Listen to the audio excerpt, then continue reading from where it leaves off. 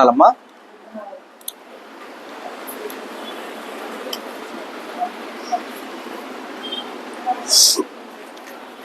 నేటి దిన మనం 38వ కీర్తన ధ్యానం చేసుకుందాం. చదవమ్మా. యెహోవా, కోపోద్రేకం చేత నన్ను గద్దింపకము, నీ ఉగ్రత చేత నన్ను శిక్షింపకము. నీ బాణములు నాలో గట్టిగా నాటి ఉన్నవి, నీ చెయ్యి నా మీద భారముగా ఉన్నది. నీ కోపాగ్ని వలన ఆరోగ్యము నా శరీరమును విడిచిపోయిను. నా పాపమును బట్టి నా ఎముకల్లో స్వస్థత లేదు. నా దోషములు నా తల మీదుగా పొల్లిపోయినవి. నేను మోయలేని బరువు వలె అవి నా మీద మోపబడి ఉన్నవి. నా మూర్ఖత వలన కలిగిన నా గాయములు దుర్వాసన గలవై స్రవించుచున్నవి. నేను శ్రమ చేత మిక్కిలి కృంగి ఉన్నాను. దినమెల్లా దుఃఖాక్రాంతుడినై సంచరించుచున్నాను. నా నడుము తాపముతో నిండి ఉన్నది, నా శరీరములో ఆరోగ్యము లేదు. నేను సొమ్మసిల్లి బహుగా నలిగి ఉన్నాను. నా మనోవేదన బట్టి కేకలు వేయుచున్నాను. ప్రభువా, నా అభిలాష అంతయు నీకే కనబడుచున్నది. నా నిట్టూర్పులు నీకు దాచబడి ఉండలేదు. నా గుండె కొట్టుకొనుచున్నది, నా బలము నన్ను విడిచిపోయిను. నా పని దృష్టియు తప్పిపోయిను. నా స్నేహితులను, నా చెలికాండ్రులను నా తెగులు చూచి ఎడముగా నిలుచుచున్నారు. నా బంధువులు దూరముగా నిలుచుచున్నారు. నా ప్రాణం తీయచూచువారు ఊరులు కొట్టుచున్నారు. నాకు కీడు చేయుచూచువారు హానికరమైన మాటలు పలుకుచు దినమెల్లా కపటోపయోగములు పన్నుచున్నారు. చెవిటి వాడినైనట్టు నేను వినకయున్నాను, మూగవాడైనట్టు నోరు తెరచుట మానతిని. నేను వినలేని వాడనైతిని, ఎదురు మాట పలుకులేని వాడినైతిని. యెహోవా, నీ కొరకే నేను కనిపెట్టుకొని ఉన్నాను. నా కాలు జారిన ఎడల వారు నా మీద అతిశయపడుతురని నేను అనుకొనుచున్నాను. ప్రభువా, నా దేవా, నీవే ఉత్తరం ఇచ్చెదవు. నన్ను బట్టి వారు సంతోషింపకపోదురుగాక. నేను పడబోనట్లున్నాను. నా మనోదుఃఖం నన్నెన్నడను విడవదు. నా దోషమును నేను ఒప్పుకొనుచున్నాను. నా పాపమును గూర్చి విచారపడుచున్నాను. నా శత్రువులు చురుకైన వారును బలవంతులనై ఉన్నారు. నిర్హేతముగా నన్ను ద్వేషించువారు అనేకులు. మేలునకు ప్రతిగా వారు కీడు చేయుచున్నారు. నేను ఉత్తమమైన దానిని అనుసరించుచున్నందుకు వారు నాకు శత్రువులైరి. యెహోవా, నన్ను విడువకము. నా దేవా, నాకు దూరముగా నుండకుము. రక్షణకర్తమైన నా ప్రభువా, నా సహాయమునకు త్వరగా రమ్ము. దేవుని యొక్క సహాయం కొరకు ఎదురు చూస్తున్నటువంటి విధానమును కీర్తనాకారుడు జ్ఞాపకార్థమైనదిగా కీర్తిస్తున్నటువంటి విధానమై ఉన్నదనమాట. అంటే జ్ఞాపకార్థమైనది అంటే అర్థం ఏంటంటే గడిచిన దినముల్లో జరిగిన సమస్తమును కూడా గుర్తుంచుకునే విధానం అని అర్థం. చూడమ్మా. యెహోవా, కోపోద్రేకము చేత నన్ను గద్దింపకము, నీ ఉగ్రత చేత నన్ను శిక్షింపకము. నీ బాణములు నాలో గట్టిగా నాటి ఉన్నవి, నీ చెయ్యి నా మీద భారముగా ఉన్నది. నీ కోపాగ్ని వలన ఆరోగ్యము నా శరీరమును విడిచిపోయింది. నా పాపమును బట్టి నా ఎముకలలో స్వస్థత లేదు. నా దోషములు నా తల మీదుగా పొర్లిపోయినవి. నేను మోయలేని బరువు వలె అవి నా మీద మోపబడి ఉన్నవి. నా మూర్ఖత వలన కలిగిన నా గాయములు దుర్వాసన గలవై స్రవించుచున్నవి. మరి దేవుని వేడుకుంటూ ఉన్నాడు అనమాట. గడిచిన దినములలో నేను చేసినవైనను, అంటే నాకు తెలిసి చేసినవైనను, తెలియక చేసినవైనను, ఏమైనా సరే, ఏమైనా నీకు వ్యతిరేకమైన క్రియలు, కార్యాలు, పాపములు, దోషములు ఏమైనా ఉంటే, అయ్యా, నువ్వు కోపోద్రేకముతో నన్ను గద్దించొద్దయ్యా, నీ ఉగ్రత చేత నన్ను శిక్షించొద్దయ్యా, అంటే నన్ను కరుణించయ్యా, కృప చూపించయ్యా. ఎందుకంటే నీ బాణములు నాలో గట్టిగా నాటి ఉన్నవి. అంటే ఇక్కడ బాణములు అంటే దేవుడు బాణాలు వేసి ఆయన గాయపరిచాడు కాదు అర్థం. అతడు చేసినటువంటి వ్యతిరేకమైన క్రియ దేవుని యొక్క సముఖమందు ఆ యొక్క విధానాన్ని, ఒక కట్టడను, ఒక నియమమును వ్యతిరేకించినదై ఉన్నటువంటి విధానం అన్నమాట. అందుకనే అంటారు కదా, పొదునైన మాటలతో మాట్లాడుతున్నారు అంటారు. వారి మాటలు మనసును గుచ్చిని అంటారు. విన్నారా ఎప్పుడన్నా? మాటలతో గుచ్చి చంపవాక అంటుంటారు. అంటే ఇక్కడ మాటలు అంటే దేవుని యొక్క ఆజ్ఞలు. ఆ యొక్క ఆజ్ఞలు ఎలా ఉన్నాయి ఆయనకు? ఆయన యొక్క హృదయంలో బాణాల వలె నాటి ఉన్నవిగా ఉన్నాయన్నమాట ఆయనలో. అని ఎందుకని? అయ్యా, నేను నీకు వ్యతిరేకమైన కార్యం చేసి ఉన్నాను, లేక నీకు వ్యతిరేకమైనటువంటి అనేకమైనటువంటి ఆలోచనలో నేను ఉన్నాను. వాటి వల్ల నీ యొక్క మాటలు నాలో బాణములుగా నాటి ఉన్నవయ్యా. నీ చెయ్యి నా మీద భారముగా ఉన్నది. అంటే ఇది భారముగా ఉన్నదంటే ఎలా జరుగుతుందమ్మా, మనము ఏదన్నా ఒక గట్టి అవసరత ఉన్నప్పుడు దానికి సరిపడా మన దగ్గర ఉండవలసిన లేనప్పుడు మనం ఆ యొక్క ఆలోచనలో పడిపోతుంటాం. అర్థమైందా? మనస్తాపం అంటుంటాం దానికి పేరు. ఆ ఆలోచనతో మనం ఏ పని చెయ్యక ఏదో ఆలోచిస్తూ వైరాగ్యముగా అలా ఉండిపోతాం అనమాట. అంటే అది ఎలా ఉంటుంది? భారంగా ఉంటుంది మనకు. అదే రీతిగా దేవుని చెయ్యి నా మీద భారముగా ఉన్నది అని ఆయన వేడుకుంటున్నాడు. అయ్యా, నీ కోపాగ్ని వలన నా ఆరోగ్యం ఏమైపోయింది? నా శరీరమును విడిచిపోయింది అయ్యా. అంటే ఇక్కడ ఆయన కోపాగ్ని వలన ఆరోగ్యం వెళ్ళిపోయింది అని కాదు అర్థం. ఇందాక మనం అనుకున్నాం కదా, ఏదో ఆలోచనలో, ఏదో బాధలో, ఏదో ధ్యాసలో ఉన్నటువంటి వారు ఎంత భారాన్ని మోస్తూ ఉంటారంటే వారి శిరోభారం కూడా ఎక్కువైపోయి ఉంటుంది. అంటే తలనొప్పి వస్తూ ఉంటుంది వారికి. పొద్దున్న నుండి సాయంత్రం వరకు ఏ పని చేసుకోలేరు, ఆ ఆలోచనలో ఉండిపోతూ ఉంటారు. అర్థమైందమ్మా? అంటే అదొక బాధగా, అదొక దిగులుగా, అదొక వేదనగా మిగిలిపోయి ఉంటుంది అనమాట. అదే విధంగా ఆయన వేడుకుంటూ ఉన్నాడనమాట. నీ కోపాగ్ని వలన ఆరోగ్యము నా శరీరము విడిచిపోయెను. అలాగే నా పాపమును బట్టి నా ఎముకల్లో స్వస్థత లేదయ్యా. నా దోషములు నా తల మీదుగా పొర్లిపోయినవి, నేను మోయలేని బరువు వలె అవి నా మీద మోపబడి ఉన్నవి. అంటే నా దోషాలు నన్ను మించిపోయి ఉన్నాయి. నేను చేసినటువంటి అతిక్రమాలు అవన్నీ కూడా నన్ను మించిపోయి ఉన్నాయి. నేను మోయలేని బరువు వలె అవి నా మీద మోపబడి ఉన్నవి. వాటి నుండి నాకు విడుదల దయచేయ.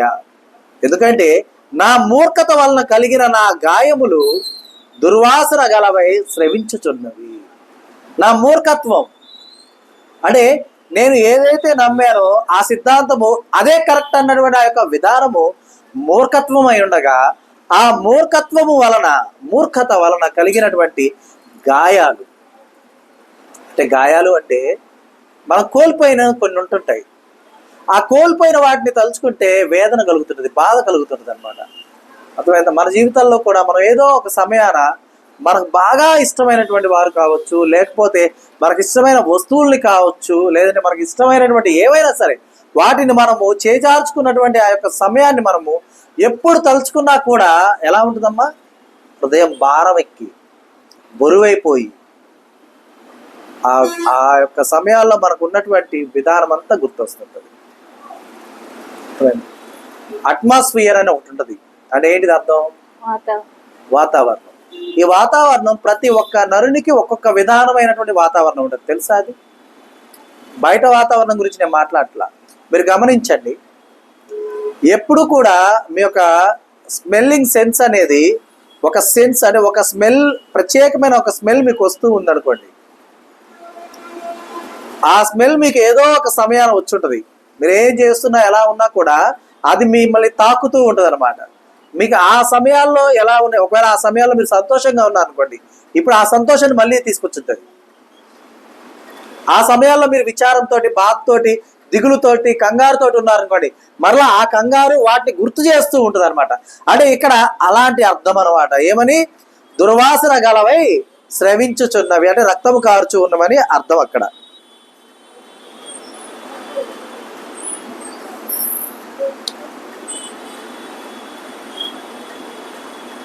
అర్థమైందా? కాబట్టి మూర్ఖత వలన కలిగే గాయాలు వలన కలిగేటటువంటి ఆ యొక్క దుర్వాసన ప్రతి ఒక్కరికి ఉంటుంది. అర్థమైందా? కాబట్టి ఆ మూర్ఖత్వాన్ని మనము విడిచిపెట్టేసేవారుగా ఉండాలి, వైజ్గా ఉండాలి, అంటే తెలివి కలిగి ఉండాలి.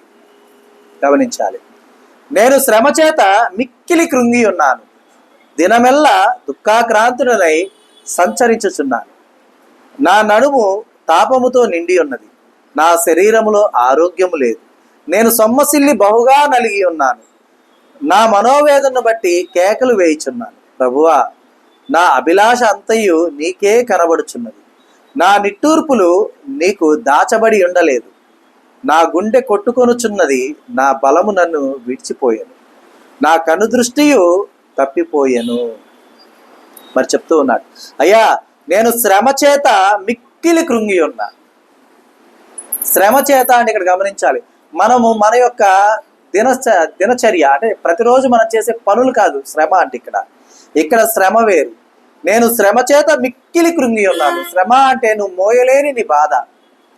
ఆ యొక్క శ్రమ చేత ఏమంటున్నాడమ్మా, నేను శ్రమ చేత మిక్కిలి కృంగి ఉన్నానయ్యా, దినమెల్లా కూడా దుఃఖాక్రాంతుడనై సంచరించుచున్నాను. అంటే ఉదయం నిద్ర లేచింది మొదలుకొని రాత్రి అయ్యే వరకు కూడా నేను ఎంతో దుఃఖముతో వేదనతో సంచరించుచున్నానయ్యా. నా నడుము తాపముతో నిండి ఉన్నది. అంటే ఏదో కావాలి, ఏదో అవసరం, ఏదో ఒక ఆశ, ఆ యొక్క తాపముతో నిండి ఉన్నది. నా శరీరంలో అయితే ఆరోగ్యం లేదు. మనోవేదనకు గురైనటువంటి వారు చిక్కిపోతారు, చిక్కి శల్యమైపోతారు. గమనించారా? డాక్టర్లు ఎవరన్నా మానసిక డాక్టర్ దగ్గరికి తీసుకెళ్తే వీరేదో ఆలోచనలో ఉన్నారమ్మా, దీన్నే మన భాషలో బెంగ అంటారు. ఎవరన్నా ఎవరి మీదన్నా ఆలోచిస్తూ ఆలోచిస్తూ ఆలోచిస్తూ చనిపోయారనుకోండి, వాళ్ళ అబ్బాయి మీద బెంగ పెట్టుకొని చనిపోయారమ్మా, ఇలాంటి మాటలు వస్తూ ఉంటాయి అన్నమాట. కాబట్టి ఆ విధానం అనమాట. ఆ శరీరంలో ఆరోగ్యం లేదు. అంటే ఆ విధానం అంతా ఏమైపోయింది, ఆయనకు చిక్కి శల్యమైపోయే విధానంతో ఆయన ఉన్నాడనమాట. కాబట్టి నేను సొమ్మసిల్లి బహుగా నలిగి ఉన్నాను, నా మనోవేదనను బట్టి కేకలు వేయుచున్నాను. అయ్యా, నేను దుఃఖాక్రాంతుడనై ఉదయం మొదలుకొని రాత్రి వరకు వేదనతో నీకు మొరపెట్టుచున్నటువంటి ఆ యొక్క విధానముతో నేనేమైపోయాను, సొమ్మసిల్లిపోయాను, నలిగిపోయి ఉన్నాను. నా మనోవేదనను బట్టి కేకలు వేయుచున్నాను. ప్రభువా, నా అభిలాష అంతయు నీకే కనబడుచున్నది. అంటే అర్థం ఏంటి? నా కోరిక ఏమిటి అనేది నీకు మాత్రమే తెలుసు. అమ్మా, హృదయవాంఛలను తీరుస్తానని దేవుడు నిన్ను చెప్పలేదా మనతో? అమ్మా, అలాగునే నా అభిలాష ఏంటో నీకు తెలుసయ్యా, నీకు మాత్రమే తెలుసు. నా నిట్టూర్పులు నీకు దాచబడి ఉండలేదు. నేను దేన్ని బట్టి నిట్టూరుస్తున్నానో అది నేను దాచలా, నీ కన్నుల ఎదుటే కనబడుచు ఉన్నది. నా గుండె కొట్టుకొనుచున్నది, నా బలము నన్ను విడిచిపోయాను, నా కనుదృష్టియు తప్పిపోయాను. అంటే నాకు చూపు సరిగా కనిపించట్లేదు. నా బలం ఏమైపోయింది, నన్ను విడిచిపోయింది. నా గుండె కొట్టుకొనుచున్నది, కానీ ఉపయోగం ఏముంది? అంటే అయ్యా, నేను అంతటి వేదనలో ఉన్నాను, అంతటి బాధలో ఉన్నాను, అంతటి నిట్టూర్పులో ఉన్నాను, అంత కష్టంలోను అంత శ్రమలోను కూడా నా ఇష్టం ఏంటో నీకు తెలుసు, నా నిట్టూర్పు ఏంటో నీకు తెలుసు. కాబట్టి మనం కూడా మనం ఆధారపడాల్సింది దేవుడి మీద. లోకములో ఉన్నటువంటి వారి మీద మనం ఆధారపడటం వల్ల మనకు కలిగిన ఉపయోగం ఏమీ లేదు. మనం ఉంటుంది అనుకుంటున్నామా? ఏమీ ఉండదు. ఎందుకంటే వారి చేతుల్లో ఏముంటుంది? వారి చేతుల్లో ఏముంటుందమ్మా? ఉండదు. కాబట్టి మనం గమనించాలి, మనకు ఆధారము దేవుడై ఉండాలి. మన సమస్తం, మన వేదన కావచ్చు, మన బాధ కావచ్చు, మన దిగులు కావచ్చు, మన చింత కావచ్చు, సమస్తము దేవుని యొక్క అధ్యక్షతన ఆయన సన్నిధిలో ఆయనకు వివరించేవారుగా మనం ఉండాలి. కాబట్టి గమనించాలి. నా స్నేహితులను, నా చెలికాండ్రును నా తెగులు చూచి ఎడమగా నిలుచున్నారు, నా బంధువులు దూరముగా నిలుచున్నారు. నా స్నేహితులు కావచ్చు, నా చెలికాండ్రు కావచ్చు, నా బంధువులు కావచ్చు, నాకు కలిగిన దాన్ని చూసి నాకు దూరముగా నిలుచుని ఉంటున్నారయ్యా. నా దగ్గరకు ఎవరు కూడా రావట్లేదు, నన్ను ఎవరు కూడా పరామర్శించట్లేదు, నా వైపు ఎవరు కూడా జాలిగా చూడట్లేదు. నా ప్రాణము తీయజూచువారు ఉర్లు ఒడ్డుచున్నారు, నాకు కీడు చేయజూచువారు హానికరమైన మాటలు పలుకుచు దినమెల్లా కపటోపాయములు పన్నుచున్నారు. అంటే నా ప్రాణం, అంటే ఇప్పుడు కూడా నేను ఇంతటి వేదనలో ఉండగా, ఇంతటి బాధలో ఉన్నా కూడా నా ప్రాణము తీయాలని చూసేటటువంటి వారు ఊర్లు, అంటే నా కొరకు వారు ఉపాయాలు, నన్ను ఎలా చంపాలి, నన్ను ఎలా చేజిక్కించుకోవాలి అని వారు పన్నుతూ ఉన్నారు. నాకు కీడు చేయజూచు వారు హానికరమైన మాటలతో వారు ఆ మాటలు పలుకుచు కపటోపాయములు పన్నుచూ ఉన్నారు.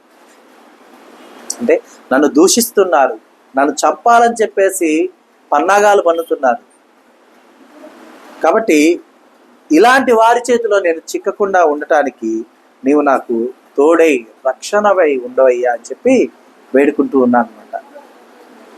చెవిటి వాడి వాడనైనట్టు నేను వినకై ఉన్నాను, మోగవాడినైనట్టు నోరు తెరుచుట మానిస్తిని. నేను వినలేని వాడనైతిని, ఎదురు మాట పలకలేని వాడనైతిని. యెహోవా, నీ కొరకే నేను కనిపెట్టుకొని ఉన్నాను.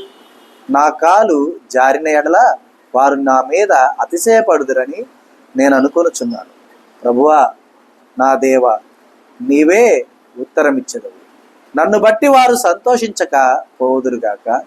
నేను పడబోవునట్లున్నాను, నా మనోదుఃఖము నన్నెన్నడను విడవదు.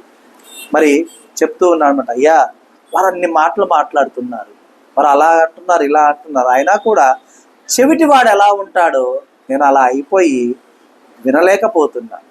మోగవాడు ఎలా ఉంటాడో నేను అలా అయిపోయి నోరు తెరుచుట మానేశానయ్యా. నేనేం మాట్లాడట్లేదు.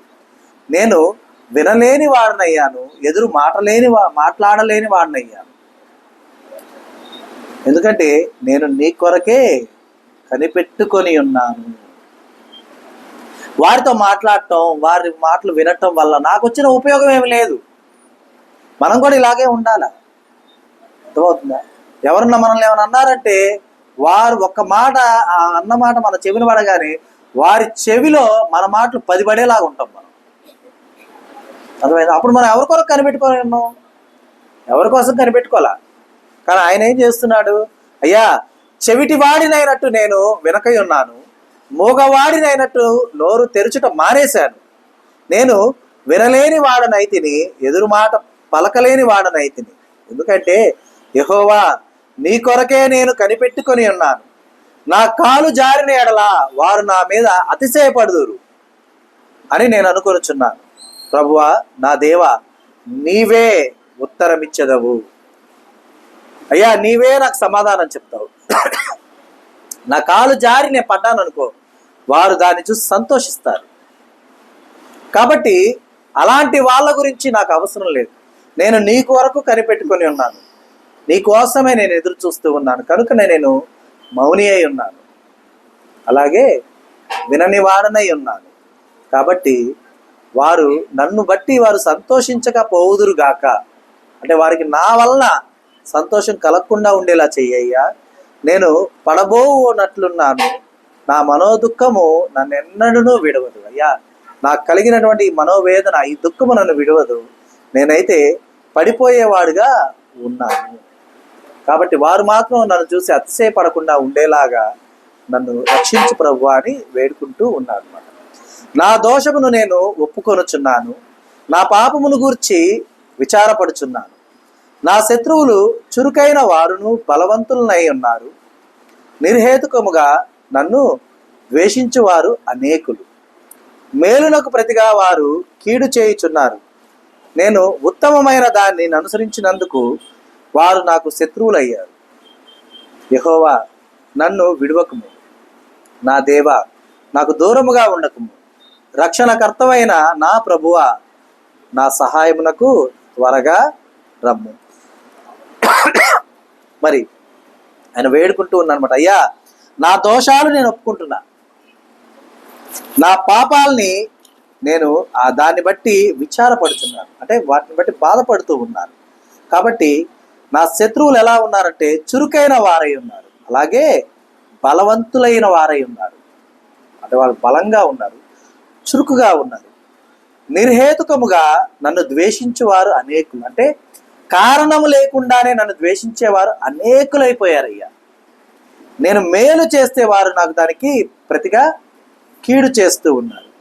నేను ఉత్తమమైన దాన్ని అనుసరించినందుకు, అంటే ఉత్తమమైనది ఏదో దానినే నేను అనుసరించుచున్నందుకు వారు నాకు శత్రువులయ్యారు. మరి మన జీవితాల్లో కూడా మనము తెలుసో తెలియక కొన్ని దోషాలు చేసిన వారుగా ఉంటాం, కొన్ని పాపాలు చేసిన వారుగా ఉంటాం. కాబట్టి వాటిని మొదట మనం దేవుని యొద్ద ఒప్పుకోవాలి. నా దోషాలు నేను ఒప్పుకుంటున్నాను అయ్యా, నా పాపాలు నేను ఒప్పుకుంటున్నాను, నాకు తెలుసో తెలియకో నేను చేసి ఉంటాను. కాబట్టి వాటిని నేను నీ నీ ఎదుట నేను ఒప్పేసుకుంటున్నాను. అయితే నేను మేలు మాత్రమే చేసేవాడుగా ఉంటున్నాను. నాకు వారు మాత్రం మేలుకు ప్రతిగా కీడు చేస్తూ ఉన్నారయ్యా. ఎందుకంటే వారు నాకన్నా కూడా ఎలా ఉన్నారు? చురుకైన వారుగా ఉన్నారు, బలవంతులైన వారుగా ఉన్నారు. కాబట్టి నేను వారిని గెలవగలనో లేదో నాకైతే తెలియదు. కానీ నీవు నా పక్షాన ఉంటే కనుక ఎప్పుడు నేను విజయాన్నే పొందుకుంటాను. కాబట్టి నాకు దగ్గరగా ఉంది దేవా. ఉత్తమమైన దాన్ని అనుసరించినందుకయ్యా వారు నాకేమయ్యారు? శత్రువులయ్యారు. ఎలాంటి హేతువు లేదు, అంటే ఎలాంటి కారణం లేదు. వారిని బాధించానన్నదో లేదా ఇంకోటి ఎటువంటి కారణము లేకుండానే వారు నాకు శత్రువులు అయిపోయారు. దేవా, నన్ను విడవద్దయ్యా, నన్ను విడిచిపెట్టద్దు, నాకు దూరముగా ఉండద్దు. రక్షణకర్తవైన నా ప్రభువా, నా సహాయం నాకు త్వరగా రమ్ము అని కీర్తనాకారుడు వేడుకుంటూ ఉన్నాడు. కాబట్టి మన యొక్క విధానంలో కూడా, మన యొక్క జీవన శైలిలో కూడా మనం దేవుళ్ళు ఎదుగుతున్న బిడ్డలుగా ఉన్నాం, దేవుళ్ళు ఫలించాల్సిన బిడ్డలుగా ఉన్నాం, ముందుకు సాగిపోయే బిడ్డలుగా ఉంటూ ఉన్నాం. కనుక ప్రతి ఒక్క అడుగుని మనము జాగ్రత్తగా చూసుకుంటూ ముందుకు వెళ్ళాలి. నీ శత్రువు ఎవరో నీ ముందుకు వచ్చి బోర్డు పెట్టుకొని ఉండరు, నేను నీ శత్రువుని అని. అర్థమవుతుందా? కాబట్టి నిన్ను అంటే నీ ముందు మంచి మాటలు మాట్లాడుతూ నీ వెనక గోతులు తవ్వుతున్న వారు ఎవరో నీకు తెలియదు. అటువంటి వారు ఎవరో నీకు తెలియనప్పుడు నువ్వు వారి యొక్క పన్నాగంలో పడిపోవటానికి నీకు ఎక్కువ ఆస్కారం ఉంటుంది. కనుక అలాంటి విధానంలో జారిపోకుండా ఉండాలంటే ప్రతి క్షణం కూడా దేవుడు మన పక్షాన ఉండే విధంగా మనం ఆయన్ని వేడుకోవటం చాలా ముఖ్యమైన విధానమై ఉన్నది. కనుక గమనించాలి, మనం ప్రతి విషయంలో కూడా దేవునికి వివరించుకోవాలి. అయ్యా ఈ రోజున అంటే మనం పడుకునేటప్పుడు, అయ్యా ఈ రోజు ఉదయం నుండి ఇప్పటి వరకు నేను ఎవరినైనా బాధించానేమో నాకు తెలియదు. ఎందుకంటే నేను ఒకరికి మంచి అయితే మరొకరికి చెడు అవుతాను కదా, అవునా కదా? ఇప్పుడు నా యొక్క క్రియలు ఒకవైపు నుంచి చూసేవారికి ఎలా ఉంటుంది? మంచిగా ఉంటుంది. మరి ఇంకొక వైపు నుంచి చూసేవారికి ఎలా ఉంటుంది? చెడుగా ఉంటుంది. అర్థమైందా? వారికి నచ్చకపోవచ్చు. అమ్మా, ఇప్పుడు పక్కన వాటర్ ప్లాంట్ లేకపోతే ఒక పక్కన కూల్ డ్రింక్ షాప్ ఉంది, మనం పక్కనే చలివేంద్రం పెట్టామనుకో, మంచినీళ్ళు ఉచితం ఇక్కడ, అక్కడ మంచినీళ్ళు కొనుక్కొని తాగాలి, అవునా? ఇప్పుడు చలివేంద్రం పెట్టింది ఎందుకు? దారిని పోయే వారికి దాహం వేస్తే తాగుతారు. కూల్ డ్రింక్ షాప్ పెట్టింది ఎందుకు? దాహం వేసిన వాళ్ళు డబ్బులు ఇచ్చి కొనుక్కొని తాగుతారు, అంతే కదా? ఇప్పుడు మనము పెట్టిన విధానం ఎందుకు? పాపం దారిని పోయేవారు దప్పిక కొనక తాగి వెళ్తారని పెట్టామనుకోండి, ఇది దారిని పోయే వారికి ఎలా ఉంటుంది? మేలుగా ఉంటుంది, మంచిగా ఉంటుంది. కానీ ఆ కూల్ డ్రింక్ షాప్ వాళ్ళకి ఎలా ఉంటుంది? వీళ్ళేం తీసుకొచ్చి ఇక్కడ పెట్టారు, నా బేరం జరగాల వద్దా, నాకు వ్యాపారం జరగాల వద్దా? అంటే నీవు చేసేది ఒకటి మంచి క్రియ అయి ఉండొచ్చు, కానీ అది ఒకరికి మంచిగా ఉంటుంది, ఒకరికి చెడుగా ఉంటుంది. కాబట్టి ఆ యొక్క పరిస్థితిని బట్టి వారి వారి డెసిషన్స్ చెప్పేటటువంటి వారి యొక్క ఆలోచనకు అనుకూలంగా నువ్వు ఉండాల్సిన పని లేదు. అర్థమైందా? కానీ ఎవరికి అనుకూలంగా ఉండాలి? దేవుని కనుదృష్టి ఎదుట మాత్రము నీవు నిందారహితంగా ఉండే విధంగా నిన్ను నీవు పరిశీలించుకుంటూ ముందుకు సాగిపోవాలి. అర్థమైందా? కాబట్టి గమనించాలి, దేవుడు ఎప్పుడు మనకు సహాయం చేయడానికి ఆయన సిద్ధంగానే ఉంటాడు. మనం నిద్ర లేచినప్పటి నుండి పడుకునే వరకు మన వల్ల ఎవరికైనా బాధ కలిగిందా, మన వల్ల ఏమైనా దోషం జరిగిందా, మన వల్ల ఏమైనా ఆజ్ఞ అతిక్రమం జరిగిందా అనేది మనం పరిశీలించుకోవాలి. కొన్ని మనకు తెలుస్తాయి, కొన్ని మనకు తెలియవు. మరి పడుకునేటప్పుడు చేయాల్సిన ప్రార్థన ఏంటి? అయ్యా ఉదయకాలం నుండి ఇప్పటి వరకు నీవైతే నన్ను కాచి కాపాడే, అందును బట్టి నీకు కృతజ్ఞతాస్తుతులు చెల్లిస్తూ ఉన్నాను. అయితే దేవా, ఈ యొక్క దినములో నా యొక్క క్రియల వలన ఎవరికన్నా మేలు కలిగితే పర్వాలా, ఎవరికన్నా హాని కలిగి ఉంటే లేదు, నా యొక్క ఆలోచన విధానంలో కావచ్చు, నా యొక్క నడతలో కావచ్చు, నడవడికలో కావచ్చు, ప్రవర్తనలో కావచ్చు, చూపులో కావచ్చు, నీకు వ్యతిరేకంగా ఏదన్నా జరిగి ఉంటుందేమో, నేనైతే నా గ్రహింపుకైతే లేదు దేవా. ఒకవేళ ఆ విధంగా జరిగి ఉంటే నీ ఎదుట నా దోషమును ఒప్పుకొనుచున్నాను, నా పాపమును ఒప్పుకొనుచున్నానయ్యా. అయితే నన్ను క్షమించు దేవా. రేపటి దినమున ఆ రీతిగా జరగకుండా ఉండుటకు నీ యొక్క మార్గమందు నన్ను నడిపించయ్యా, నీ మాట చొప్పున నడిపించయ్యా అని మనం వేడుకొని ప్రార్థించుకునేవారుగా మనం ఉండాలి. ఎందుకంటే ఆయన మన పక్షాన లేకపోతే మనం ఎప్పుడో ఓడిపోయేవారం, అవునా కదా? కాబట్టి దేవుడు ఎప్పుడు మనకు తోడుగా ఉండి మనల్ని నడిపించే విధంగా ఉండటానికి మనకు అవసరమైనటువంటి జ్ఞానంతో దేవుడు మనల్ని నింపి నడిపించును గాక. ఆమేన్. ఈ దినం దేవుడు మనకు అనుగ్రహించిన తన సత్యవాక్కును బట్టి దేవునికి కృతజ్ఞతాస్తుతులు చెల్లిస్తూ ఉన్నాను. దేవుడు తన వాక్యమును